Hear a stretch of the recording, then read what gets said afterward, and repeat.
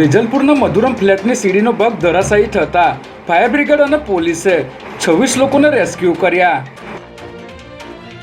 પોલીસની નાકાબંધી તોડીને ભાગેલી દારૂ ભરેલી કારનો પોલીસે 4 કિલોમીટર સુધી પીછો કરી ગોતા પાસેથી 2 આરોપીને ઝડપી લીધા. ગુજરાતમાં રેસિડેન્ટ ડોક્ટરોની હડતાલ વચ્ચે તેમને નાપાસ કરવા તેમજ સસ્પેન્ડ કરવાની ધમકી અપાઈ હોવાનો આક્ષેપ કરાયો. માધુપુરા ક્રિકેટ સટ્ટાકાંડમાં દીપક ઠક્કર બાદ મુખ્ય સૂત્રધાર હર્ષિત જૈનને પણ દુબઈથી પકડી લાવવા પોલીસે તૈયારી શરૂ કરી. નરોડા વિસ્તારમાં એસટી વર્કશોપ પાસેથી એક યુવકની માથું છૂંદાયેલી અને નિર્વસ્ત્ર હાલતમાં લાશ મળતા ચકચાર મચી.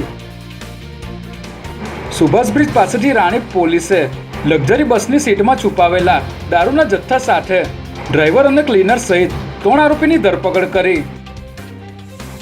એસજી હાઈવે સ્ટન્ટ કેસમાં ફરાર મુખ્ય આરોપી મનીષ ગોસ્વામીની એસયુવી કાર સાથે પોલીસે ધરપકડ કરી.